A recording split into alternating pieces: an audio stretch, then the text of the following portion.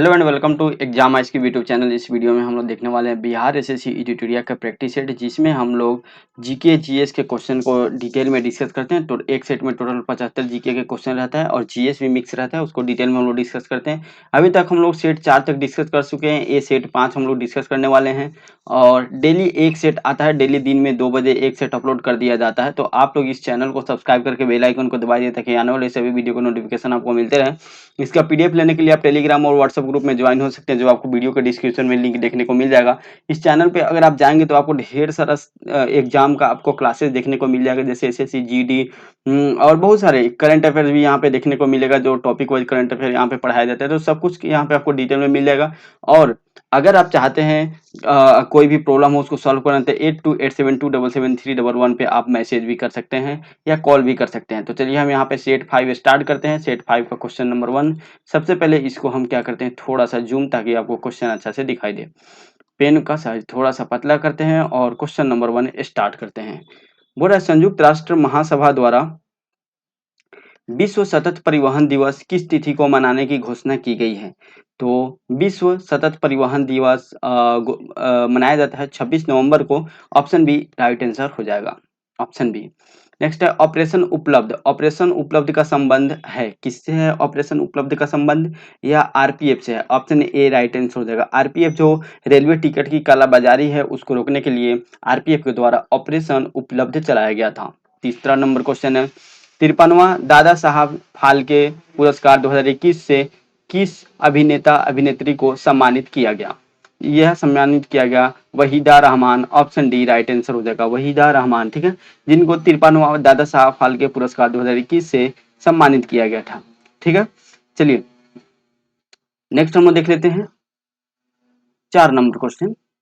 4 number question है, हाल ही में भारत के हरित क्रांति के जनक एम स्वामीनाथन का निधन हो गया। उन्हें किस वर्ष विश्व खाद्य पुरस्कार से सम्मानित किया गया था? 1987 में। 1987 में जो S Swaminathan M S Swaminathan है, इनको विश्व खाद्य पुरस्कार से सम्मानित किया गया, जो भारत में हरित क्रांति के जनक माने जाते हैं। ठीक है, हरित क्रांति के जनक माने जाते हैं। इनको 2004 में राष्ट्रीय किसान आयोग का अध्यक्ष भी बनाया गया था। नेक्स्ट है 5 नंबर क्वेश्चन, लॉजिस्टिक प्रदर्शन सूचकांक प्रतिवर्ष किसके द्वारा जारी किया जाता है? लॉजिस्टिक प्रदर्शन सूचकांक प्रतिवर्ष जो है विश्व बैंक के द्वारा जारी किया जाता है, वर्ल्ड बैंक के द्वारा। और इसका हेडक्वार्टर आपको कहाँ देखने को मिलेगा? वाशिंगटन डीसी में। ठीक है, और 2023 में जो यह लॉजिस्टिक प्रदर्शन सूचकांक जारी किया गया था, इसमें भारत का स्थान कितना है? 38वां है, यानी 38 नंबर पे भारत का स्थान। और फर्स्ट नंबर पे कौन है? फर्स्ट नंबर पे सिंगापुर है। कौन है? सिंगापुर। ओके, चलिए छठा नंबर क्वेश्चन है, किस राष्ट्रीय उद्यान में हाल ही में गज उत्सव 2023 का आयोजन किया गया है? गज उत्सव 2023 का आयोजन हाल ही में काजीरंगा राष्ट्रीय उद्यान में किया गया। ऑप्शन बी राइट आंसर हो जाएगा, option B is the correct answer. ठीक है, काजीरंगा राष्ट्रीय उद्यान कहाँ है? असम में है, और असम में। ठीक है, और गज उत्सव 2023 का उद्घाटन काजीरंगा राष्ट्रीय उद्यान में किसके द्वारा किया गया था? तो राष्ट्रपति द्रौपदी मुर्मू के द्वारा किया गया था। ओके, मुर्मू। नेक्स्ट है 2023 में कितने व्यक्तियों को पद्म विभूषण पुरस्कार 2023 से सम्मानित किया गया?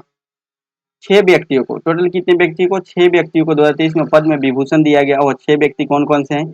श्री बालकृष्ण दोषी, श्री जाकिर हुसैन, श्री एस कृष्ण, श्री दिलीप महानलोबिस, श्री निवास वर्धन और श्री मुलायम सिंह यादव को। टोटल 6 लोगों को दिया गया था। 15वां ब्रिक्स शिखर सम्मेलन 2023 का आयोजन कहाँ किया गया? 15वां ब्रिक्स शिखर सम्मेलन 2023 का आयोजन दक्षिण अफ्रीका में किया गया। ऑप्शन डी राइट आंसर हो जाएगा। ठीक है, option D is the correct answer हो जाएगा। 2022 में इसका आयोजन कहाँ किया गया था? चाइना में किया गया था। 2022 में आयोजन चाइना में 2022 में किया गया था। ठीक है, चलिए नेक्स्ट नंबर देख लेते हैं। ब्रिक्स में टोटल कितने देश हैं? 5 देश हैं। 9 नंबर क्वेश्चन है, संतोष ट्रॉफी 2023 से उप विजेता है। संतोष ट्रॉफी 2023 के उप विजेता कौन है? मेघालय है। ऑप्शन बी राइट आंसर हो जाएगा। ठीक है, और ये कितने नंबर का हुआ था? 2023 में 76वां नंबर का संतोष ट्रॉफी हुआ था, और इसका मेघालय। ठीक है, उप विजेता कौन रहा? मेघालय रहा। और इसका आयोजन कहाँ पे हुआ? 2 देश में हुआ, भारत में भी हुआ, भारत और सऊदी अरब में। ठीक है, भारत और सऊदी अरब में 2 देश में इसका आयोजन किया गया था और विजेता कौन रहा? कर्नाटक रहा। विजेता कर्नाटक रहा और उप विजेता मेघालय रहा। नेक्स्ट है, किस आईआईटी द्वारा अब प्रहरी मोबाइल ऐप को लॉन्च किया गया? अब प्रहरी मोबाइल ऐप किस आईआईटी के द्वारा? तो आईआईटी दिल्ली के द्वारा लॉन्च किया गया। ऑप्शन ए राइट आंसर हो जाएगा, आईआईटी दिल्ली। 11 नंबर क्वेश्चन है, द इंडियन मेट्रोपोलिस पुस्तक के लेखक कौन है? द इंडियन मेट्रोपोलिस पुस्तक के लेखक है Firoz Gandhi. Option B right answer हो जाएगा, फिरोज गांधी। ठीक है, फिरोज गांधी द्वारा लिखा गया था the Indian metropolis. Okay, next हम लोग देख लेते हैं 12 नंबर क्वेश्चन, कोली कोली लोक नृत्य का संबंध किस राज्य से है? इसका संबंध है महाराष्ट्र से। ऑप्शन ए राइट आंसर हो जाएगा। ठीक है, बाकी और जो छऊ लोक नृत्य काफी फेमस है, हाल ही में एग्जाम में है, यह झारखंड से संबंधित है। ओके, अब ढाली ढाली जो लोक नृत्य है हाल ही में पश्चिम बंगाल से संबंधित है। ठीक है, जात्रा लोक नृत्य भी पश्चिम बंगाल से ही संबंधित है। पनीहरी जो लोक नृत्य हाल ही में एग्जाम में आया था जो राजस्थान से संबंधित है। खैवा एक जो एग्जाम में आया था एसएससी के हाल ही के एग्जाम में जो नागालैंड से संबंधित है। तो ये सब फैक्ट आप याद रखिएगा। अंतर्राष्ट्रीय श्रम संगठन का मुख्यालय कहाँ है? अंतर्राष्ट्रीय श्रम संगठन का मुख्यालय जेनेवा है। ऑप्शन ए राइट आंसर होगा और इसका स्थापना कब हुआ था? 1946 में। ठीक है, 1946 में इसका स्थापना किया गया था। नेक्स्ट हम लोग देख लेते हैं, जिनेवा में और क्या क्या चीज का मुख्यालय है? ठीक है, तो याद रखिए विश्व स्वास्थ्य संगठन का, विश्व व्यापार संगठन का सबका मुख्यालय जिनेवा में है। नेक्स्ट है, कैगा परमाणु विद्युत गृह की स्थापना कब की गई थी? कैगा परमाणु विद्युत गृह की स्थापना किस वर्ष किया गया था? 2000 ईस्वी में किया गया था। ऑप्शन सी राइट आंसर हो जाएगा। और कैगा कहाँ है? तो कैगा परमाणु जो विद्युत गृह है यह कर्नाटक में स्थित है। ठीक है, कहाँ पे? कर्नाटक। 2000 में इसका स्थापना किया गया था। नरौरा उत्तर प्रदेश में इसका स्थापना कब किया गया था? 1991 में किया गया था। ठीक है, कल्पकम तमिल जो है ककरापार परमाणु विद्युत गृह इसका स्थापना 1993 में किया गया था और कुडरकुलम परमाणु विद्युत गृह का स्थापना 2013 में किया गया था। सबसे पहला परमाणु विद्युत गृह कौन है? भारत का तारापुर परमाणु विद्युत गृह है जो कि महाराष्ट्र में स्थित है, जो सबसे पहला है, फर्स्ट टाइम इसी को बनाया गया था। 15 नंबर क्वेश्चन है, चेकमेट चेकमेट विश्व तथा गैम्बिट शब्द का संबंध किस खेल से है? तो चेकमेट से आप यहाँ पे संबंध देख सकते हैं, चेकमेट का संबंध किससे? शतरंज से होता है। बिशप का भी और गैम्बिट का शब्द का भी संबंध किससे है? तो यहाँ पे शतरंज से ही है। ओके, तो ऑप्शन बी राइट आंसर हो जाएगा, शतरंज। चेज एंड चेजर या खो खो से संबंधित है। चेज और चेजर खो खो से संबंधित है। ठीक है, नेक्स्ट हम लोग देख लेते हैं 16 नंबर क्वेश्चन, भारत में निम्न में से कौन राजकोषीय नीति निर्धारित करता है? राजकोषीय नीति कौन किसके द्वारा निर्धारित किया जाता है? वित्त मंत्रालय के द्वारा निर्धारित किया जाता है। ऑप्शन सी राइट आंसर हो जाएगा। 17 नंबर क्वेश्चन है, बजट बजट एक खेल शब्द है, खेल लेख पत्र है। बजट एक लेख पत्र है क्या चीज का? तो सरकार के राजकोषीय नीति का एक लेख पत्र है, जो ऑप्शन सी में आपको देखने को मिल जाएगा, सरकार का राजकोषीय नीति का। Option C is the right answer. Next हम लोग देख लेते हैं 18 नंबर क्वेश्चन, बोल रहा है सूची 1 और सूची 2 को आपको मिलान करना है और बताना है। ओपन जनरल लाइसेंस का संबंध किससे है? ओपन जनरल लाइसेंस का संबंध है विदेशी व्यापार से। ए का 2 हो जाएगा, ए का 2 केवल और केवल ए और बी में है, तो सी और डी कैंसिल हो जाएगा। ट्राइसेम ट्राइसेम का संबंध किससे है? रोजगार से। ट्राइसेम का संबंध किससे है? रोजगार से। बी का 1 जो कि केवल और केवल ऑप्शन ए में है, तो ऑप्शन ए यहाँ पे राइट आंसर हो जाएगा। बाकी थोक मूल्य सूचकांक का संबंध मुद्रास्फीति से और नकदी रिजर्व अनुपात का संबंध ऋण नियंत्रण से है, तो ऑप्शन ए राइट आंसर हो जाएगा। नेक्स्ट हम देख लेते हैं, भारत में पहली पंचवर्षीय योजना का आधार था। भारत में पहली पंचवर्षीय योजना का आधार था Harrod Domar model. Option A right answer हो जाएगा, हेयर डोमर मॉडल, जिसका जो पहली पंचवर्षीय योजना 1951 से 1956 तक था। ठीक है, याद रखिएगा 1951 से 1956 तक था। द्वितीय पंचवर्षीय योजना पीसी महालनोबिस मॉडल पर आधारित था, जो 1956 से 1961 तक था। याद रखिएगा। नेक्स्ट हम देख लेते हैं 20 नंबर क्वेश्चन, बुरा निम्नलिखित घटनाओं का ध्यान दे तथा उन्हें कालानुक्रम में व्यवस्थित करें। ठीक है, यहाँ पे बोला जा रहा है सबसे पहले कि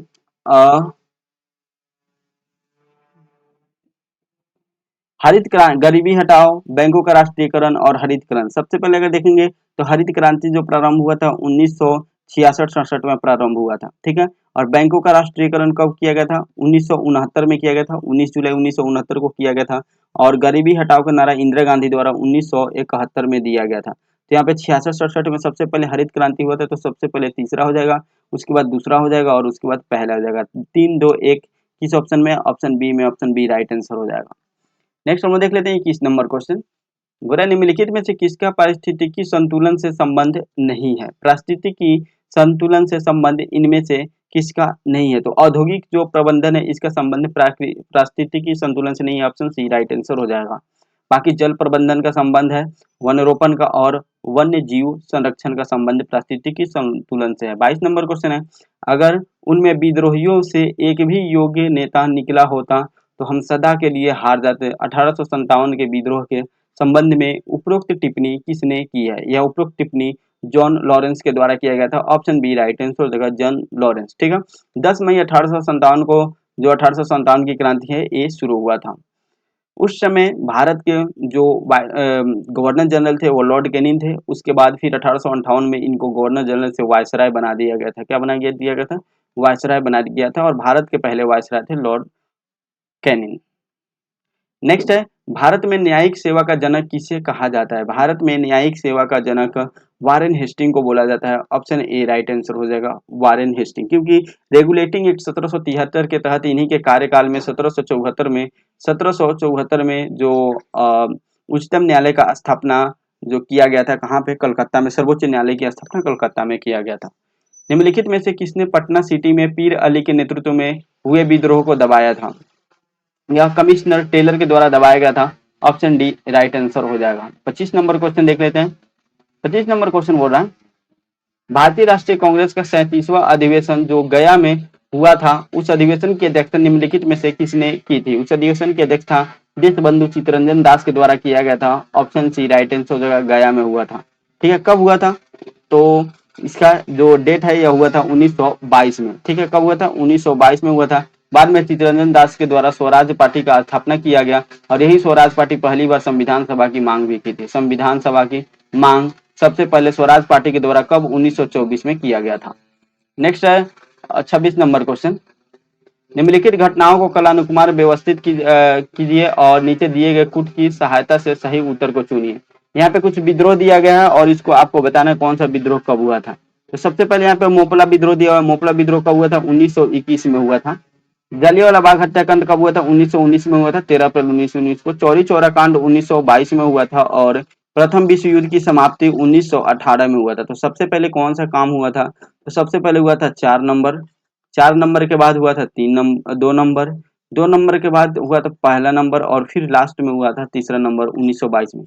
4 2 1 4 2 1 3 4 2 1 3 किस में है? तो ए है ऑप्शन सी में, 4 2 1 3 ऑप्शन सी राइट आंसर हो जाएगा। नेक्स्ट हम लोग क्वेश्चन देख लेते हैं 27 नंबर क्वेश्चन। बोला बिहार के किस जिले में असहयोग आंदोलन के दौरान झंडा कांड हुआ था? झंडा कांड जो असहयोग आंदोलन के दौरान जो बिहार में हुआ था वो भागलपुर जिला में हुआ था, ऑप्शन सी राइट आंसर हो जाएगा। ओके, कब हुआ था? फरवरी 1922 में। नेक्स्ट है 28 नंबर क्वेश्चन। बोल रहा है अकबर द्वारा किए गए कार्यों का सही क्रम एवं कलाक्रमानुसार कौन सा है? ये आपको बताना है सही क्रम कौन सा है। ठीक है, तो बोल रहा है तीर्थ यात्रा की समाप्ति, जो तीर्थ यात्रा की समाप्ति और दास प्रथा का अंत, फिर जजिया कर की समाप्ति, दहशाला प्रणाली लागू करना। तो देखिए इसमें से अगर हम लोग देख लें तो दास प्रथा का अंत हुआ था 1562 में। ओके, तभी तो पता चलेगा, इसका ईयर पता रहेगा तभी तो हम लोग अच्छा से इसको बैठा पाएंगे। तो दास प्रथा का अंत कब हुआ था? 1562 में हुआ था। तीर्थ यात्रा पर जो कर समाप्ति किया गया था वो 1563 में किया गया था अकबर के द्वारा। जजिया कर की समाप्ति 1564 में किया गया था। कब? 1564 में किया गया था जजिया कर की समाप्ति। और दहसाला प्रणाली लागू किया गया था 1582 ईस्वी में। ठीक है, 1582 ईस्वी में। तो यहाँ पे अगर देखेंगे तो सबसे पहले कौन सा काम हुआ था? दास प्रथा को हटाया गया था। तो सबसे पहले दास प्रथा किस में है? तो ऑप्शन बी और सी में है, तो डी खत्म हो जाएगा। ठीक है, उसके बाद दास प्रथा के बाद 1562 के बाद 1563 में तीर्थ यात्रा कर समाप्त किया गया था। तो दास प्रथा के बाद तीर्थ यात्रा कर ऑप्शन सी में है। फिर उसके बाद कौन सा काम हुआ था? तो जजिया कर समाप्ति किया गया था 1564 में, जजिया कर समाप्ति 1564 में। फिर दहसाला प्रणाली की लागू किया गया था 1582 में। तो ऑप्शन सी राइट आंसर हो जाएगा। आप देख सकते हैं यहाँ पे सबसे पहले जो दास प्रथा 1562 में ये हुआ, उसके बाद 1563 में हुआ, इसके बाद फिर यहाँ पे 1564 और लास्ट में 1582 में हुआ था। तो ऑप्शन सी यहाँ पे करेक्ट आंसर हो जाएगा। चलिए नेक्स्ट क्वेश्चन हम देख लेते हैं, क्वेश्चन नंबर 29। बोल रहा है दारा सिकोह किस सूफी संत से प्रभावित था? दारा सिकोह किस सूफी संत से प्रभावित था? तो वह थे कादिरी संप्रदाय से। ऑप्शन बी राइट आंसर हो जाएगा कादिरी संप्रदाय। 30 नंबर क्वेश्चन है, निम्नलिखित में से कौन सा हड़प्पा कालीन नगर 3 भागों में विभाजित था। हड़प्पा कालीन नगर कौन सा है जो 3 नगर में विभाजित है, तो वह है Dholavira. Option C right answer हो जाएगा। 31 नंबर है, किस बौद्ध संगीति में अनुशासन को लेकर मतभेद के कारण बौद्ध संघ स्थावीर एवं महासंघिक में विभाजित हो गया था। तो यह द्वितीय बौद्ध संगीति में हो गया था। ऑप्शन बी राइट आंसर हो जाएगा। द्वितीय बौद्ध संगीति किसके शासन काल में हुआ था? कालाशोक के शासन काल में हुआ था। 383 ईसा पूर्व वैशाली में हुआ था, जिसकी अध्यक्षता साबा कामी के द्वारा किया गया था। किसके द्वारा? साबा कामी के द्वारा इसकी अध्यक्षता किया गया था। नेक्स्ट हम देख लेते हैं 32 नंबर क्वेश्चन। बोला मौर्य काल में संस्था एवं संचार का संबंध निम्नलिखित में से किससे था? संस्था और संचार का संबंध जो गुप्तचर व्यवस्था से था। ऑप्शन सी राइट आंसर हो जाएगा। 33 नंबर क्वेश्चन है, मेगास्थनीज द्वारा भारतीय समाज को 7 वर्गों में बांटा गया। निम्नलिखित में से कौन 7 वर्गों में सम्मिलित नहीं था? 7 वर्गों में कौन सा सम्मिलित नहीं था? जो क्षत्रिय था वह सम्मिलित नहीं था। ऑप्शन सी राइट आंसर हो जाएगा। मेगास्थनीज कौन था? तो चंद्रगुप्त मौर्य के दरबार में आया था, सेल्यूकस निकेटर का राजदूत था, ठीक है। और इसी के द्वारा एक पुस्तक लिखा गया था इंडिका, जिसमें भारतीय समाज को 7 भागों में बांटा गया था। और उसमें कौन कौन से थे वह 7 समाज, तो उसको देख लेते हैं। दार्शनिक थे, किसान, अहीर, कारीगर, वो शिल्प, फिर सैनिक और निरीक्षक और सभासद। टोटल ये कितने थे? 7 भागों में बांटा गया था। 34 नंबर क्वेश्चन है,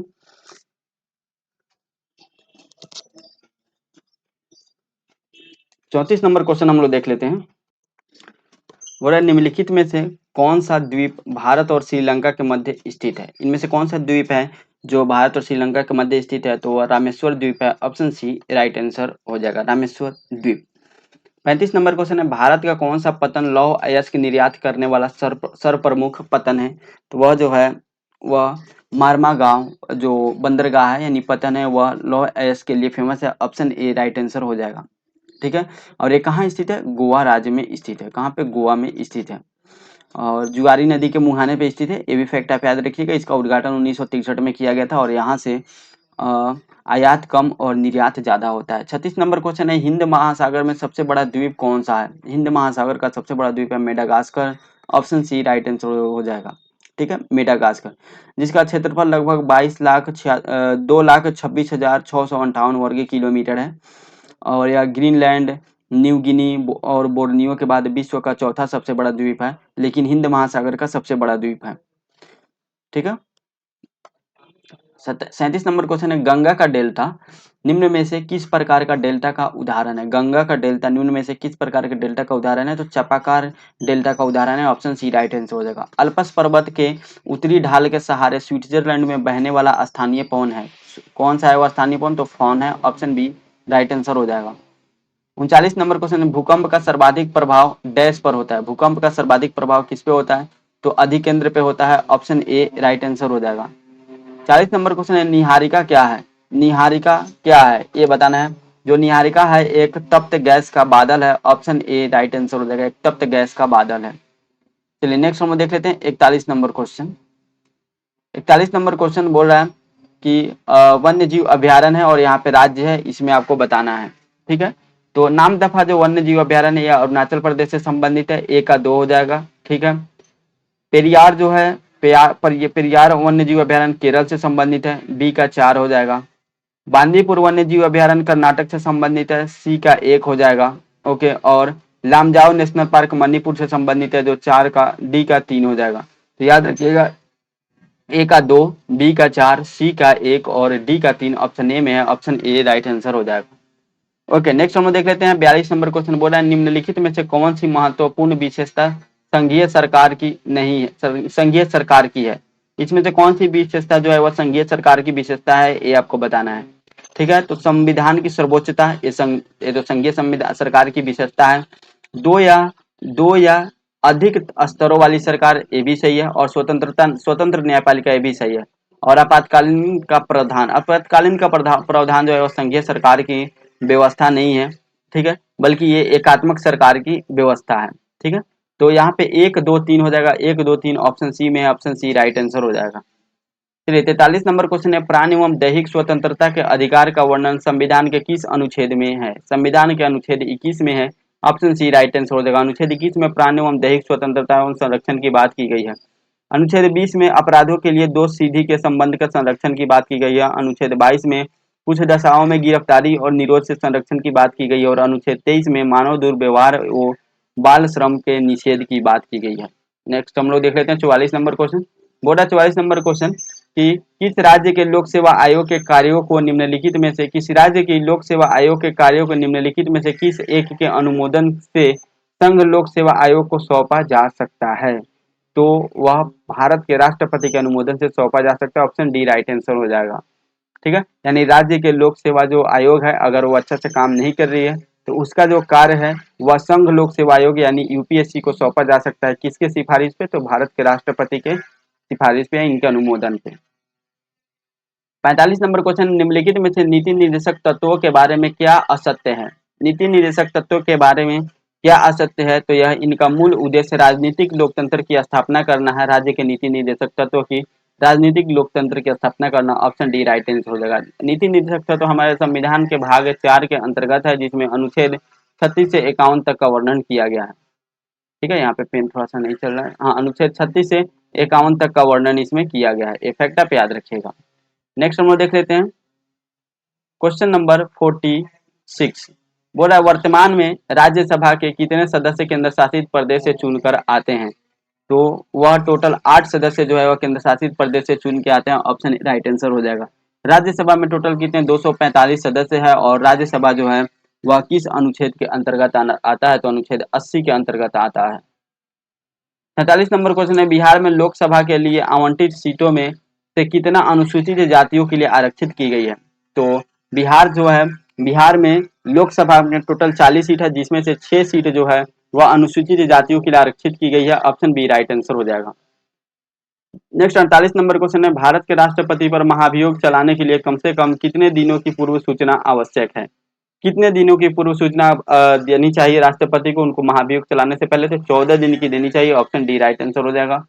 49 नंबर क्वेश्चन है भारतीय निर्वाचन आयोग को सर्वप्रथम किस वर्ष बहु सदस्यीय निकाय बनाया गया था? भारतीय निर्वाचन आयोग को सर्वप्रथम 1989 में बहुसदस्यीय निकाय बनाया गया था। बहुसदस्यीय निकाय का मतलब क्या हुआ? ऑप्शन ए यहाँ पे राइट आंसर हो जाएगा। इसका मतलब है कि पहले एक ही सदस्य हुआ करते थे चुनाव आयोग, मुख्य चुनाव आयोग। उसके बाद उनके सहायता के लिए एक तो मुख्य चुनाव आयुक्त होते हैं, फिर एक चुनाव 3 चुनाव आयुक्त होते हैं। ठीक है, ये याद रखिएगा। सॉरी, 2 चुनाव आयुक्त होते हैं और एक मुख्य चुनाव आयुक्त होते हैं। टोटल 3 सदस्य होते हैं। 50 नंबर क्वेश्चन है जनसंख्या नियंत्रण एवं परिवार नियोजन संविधान के 7वीं अनुसूची के किस सूची का विषय है? यह समवर्ती सूची का विषय है। ऑप्शन सी राइट आंसर हो जाएगा। जनसंख्या नियंत्रण एवं परिवार नियोजन। ऑप्शन सी राइट आंसर हो जाएगा। 51 नंबर क्वेश्चन है वाहनों में लगे रियर व्यू मिरर द्वारा उत्पन्न आवर्धन होता है। रियर व्यू जो मिरर होता है उसके द्वारा जो उत्पन्न आवर्धन क्या होता है वह 1 से कम होता है। ऑप्शन ए राइट आंसर हो जाएगा। 52 नंबर क्वेश्चन है जब हम अपने बिजली बिल का भुगतान करते हैं तो हम किसके लिए भुगतान करते हैं? बिजली बिल का जो भुगतान करते हैं वह किसके लिए? तो वह जो हम लोग एनर्जी यानी जो ऊर्जा यूज किए रहते हैं उसके लिए भुगतान करते हैं। ऑप्शन डी राइट आंसर हो जाएगा। 53 नंबर क्वेश्चन एक परिपथ में प्रभावी प्रतिरोध को बढ़ाने के लिए प्रतिरोधों को जोड़ा जाता है। एक परिपथ में प्रभावी प्रतिरोध को बढ़ाने के लिए प्रतिरोधों को जोड़ा जाता है किस श्रेणी में? तो इसको जोड़ा जाता है श्रृंखला यानी सीरीज में जोड़ा जाता है। ऑप्शन ए राइट आंसर हो जाएगा। श्रृंखला श्रेणी में सीरीज में जोड़ा जाता है। नेक्स्ट क्वेश्चन हम लोग देख लेते हैं। नेक्स्ट क्वेश्चन है 54 नंबर। एक लड़की झूले पर बैठे स्थिति में झूला झूल रही है। उस लड़की के खड़े हो जाने पर दोलन का आवर्तकाल कितना होगा? यानी कम होगा या अधिक होगा, ये आपको बताना है। तो जो दोलन का आवर्तकाल होगा वह कम हो जाएगा। ऑप्शन ए राइट आंसर हो जाएगा। 55 नंबर क्वेश्चन है रॉकेट की गति किस नियम पे कार्य करता है? रॉकेट की गति जो है न्यूटन के तीसरे नियम पे कार्य करता है। ऑप्शन सी राइट आंसर हो जाएगा। 56 नंबर क्वेश्चन है जब 1 जूल का कार्य 1 सेकंड में किया जाता है तो शक्ति होती है। 1 जूल का कार्य 1 सेकंड में किया जाता है तो शक्ति क्या होती है? 1 वाट होती है। ऑप्शन बी राइट आंसर हो जाएगा। ठीक है, क्या होता है? 1 वाट इज इक्वल टू होता है 1 जूल बटा 1 सेकेंड। ये चीज आप याद रखिएगा। 57 नंबर क्वेश्चन है एक हर्ज होता है। एक हर्ज कितने के बराबर होता है? तो वह 60 कंपन के बराबर होता है एक हर्ज। ऑप्शन डी राइट आंसर हो जाएगा। प्रति मिनट में जो 60 कंपन होता है उसको हम लोग एक हर्ज बोलते हैं। निम्नलिखित में से कौन सा एक एंटीबायोटिक नहीं है? एंटीबायोटिक नहीं है ये आपको बताना है। तो जो एरिथ्रोमाइसिन ये भी एक एंटीबायोटिक है, स्ट्रेप्टोमाइसिन ये भी एक एंटीबायोटिक और पेनिसिलिन ये भी एक एंटीबायोटिक है। तो इनमें से सभी एंटीबायोटिक है, तो कौन नहीं है? तो इनमें से कोई नहीं आंसर हो जाएगा, ऑप्शन डी राइट आंसर हो जाएगा। बोला है मायोग्लोबिन में कौन सी धातु होती है? मायोग्लोबिन में आयरन पाया जाता है, ऑप्शन डी राइट आंसर हो जाएगा, आयरन पाया जाता है। ठीक है, और मायोग्लोबिन जो होता है वह उसको हिम प्रोटीन भी बोलते हैं, जो ऑक्सीजन के भंडारण स्थल के रूप में जाना जाता है। 60 नंबर क्वेश्चन है, निम्नलिखित में से कौन सही सुमेलित है? सही सुमेलित आपको बताना है। तो उत्पादक हिरन, नहीं ये नहीं होगा, हिरन उत्पादक नहीं हो सकता। प्राथमिक उपभोक्ता तेंदुआ भी नहीं हो सकता है। ठीक है, गौण उपभोक्ता घास ये भी नहीं हो सकता। अपघटक बैक्टीरिया ये बिल्कुल सही है, ऑप्शन डी राइट आंसर हो जाएगा। अपघटक जो है वह बैक्टीरिया हो जाएगा। ठीक है, अगर तेंदुआ और बाघ की बात करें तो यह तृतीय उपभोक्ता के रूप में आते हैं। कौन सा तृतीय उपभोक्ता के रूप में आते हैं? ठीक, चलिए नेक्स्ट हम लोग देख लेते हैं, उत्पादक में कौन कौन आते हैं? उत्पादक में आते हैं आपको पेड़ पौधे शैवाल, ये सब उत्पादक में आते हैं। प्राथमिक उपभोक्ता में बकरी आते हैं, हिरन आते हैं, सब प्राथमिक उपभोक्ता में आते हैं। ठीक है, चलिए नेक्स्ट हम लोग देख लेते हैं। 61 नंबर क्वेश्चन बोला है, मनुष्य में एफ्लाटॉक्सिन खाद्य विषाक्तन द्वारा सामान्यतः कौन सा अंग प्रभावित होता है? तो मनुष्य में एफ्लाटॉक्सिन खाद्य विषाक्तता एक जो होता है उसके द्वारा कौन सा अंग प्रभावित होता है? तो वह होता है यकृत, और यकृत जो है यह प्रभावित होता है, ऑप्शन बी राइट आंसर हो जाएगा। यकृत का वजन 1500 ग्राम का होता है। 62 नंबर क्वेश्चन है, शुष्क स्थानों में उगने वाले पौधे को क्या कहते हैं? शुष्क स्थानों में उगने वाले पौधे को जीरोफाइट बोलते हैं, ऑप्शन ए राइट आंसर हो जाएगा। चलिए यहाँ पे देख लेते हैं 63 नंबर क्वेश्चन बोला टाइफाइड तथा कॉलेरा का उदाहरण है। टाइफाइड और कॉलेरा का उदाहरण है जल जन्य रोगों का, ऑप्शन बी राइट आंसर होगा। जल जन्य रोगों से होता है टाइफाइड और कॉलेरा। 64 नंबर क्वेश्चन है, मानव आंखें किस तरंगदैर्ध्य की प्रकाश में सबसे सहूलियत अनुभव करता है? मानव आंखें जो है वह 5500 एंगस्ट्रॉम जो प्रकाश है इसमें सबसे सहूलियत अनुभव करता है, ऑप्शन बी राइट आंसर हो जाएगा। 65 नंबर क्वेश्चन है, सौर ऊर्जा एटीपी में बदलती है। सौर ऊर्जा एटीपी में किसके द्वारा बदला जाता है? तो क्लोरोप्लास्ट में बदलता है, ऑप्शन ए राइट आंसर हो जाएगा। 66 नंबर क्वेश्चन, निम्नलिखित में से किस हार्मोन में आयोडीन मिली होती है? आयोडीन जो होता है वह किस हार्मोन में मिला होता है? तो जो थायरोक्सिन हार्मोन है इसमें आयोडीन मिला होता है, ऑप्शन ए राइट आंसर हो जाएगा। पौधे में पानी पहुंचाया जाता है किसके द्वारा? तो जाइलम के द्वारा पानी पहुंचाया जाता है, ऑप्शन ए राइट आंसर हो जाएगा। बाकी खाद्य पदार्थ जो भोजन वगैरह फ्लोएम के द्वारा पहुंचाया जाता है। और निम्न में से सबसे मीठी चीनी कौन सी है? सबसे मीठी चीनी फ्रुक्टोज है, ऑप्शन ए राइट आंसर हो जाएगा। फ्रुक्टोज सबसे मीठी चीनी होता है। 69 नंबर क्वेश्चन, यहाँ पे मिलान करना है, विशिष्टता और कण दिया हुआ है, तो ये आपको बताना है इसका विशिष्टता और कण। ठीक है, जैसे यहाँ पे पोजिट्रॉन दिया हुआ है, तो पोजिट्रॉन क्या होता है? पोजिट्रॉन एक ठीक है, तो पोजिट्रॉन क्या है? यहाँ पे शून्य द्रव्यमान दिया होता है। न्यूट्रॉन का सबसे पहले शून्य द्रव्यमान होता है, एक का दो हो जाएगा। आंशिक आवेश किसका होता है? क्वार्ट का होता है आंशिक आवेश। आंशिक प्रचक्रण बोल रहा है, आंशिक प्रचक्रण पोजिट्रॉन का होता है। और पूर्णांक प्रचक्रण जो होता है वह फेनॉन का होता है। तो यहाँ पे क्या हो जाएगा? शून्य द्रव्यमान न्यूट्रॉन का 2 हो जाएगा, बी आंशिक आवेश क्वार्क का हो जाएगा, बी का 3 हो जाएगा। आंशिक प्रचक्रण जो है वह पोजिट्रॉन का होता है, सी का 1 हो जाएगा। और पूर्णांक प्रचक्रण जो है डी का 4 हो जाएगा। ठीक है, तो किसमें है? ए का 2, बी का 3, सी का 1, डी का 4, ऑप्शन ए राइट आंसर हो जाएगा। 70 नंबर क्वेश्चन है, निर्वात में ध्वनि की गति कितनी होती है?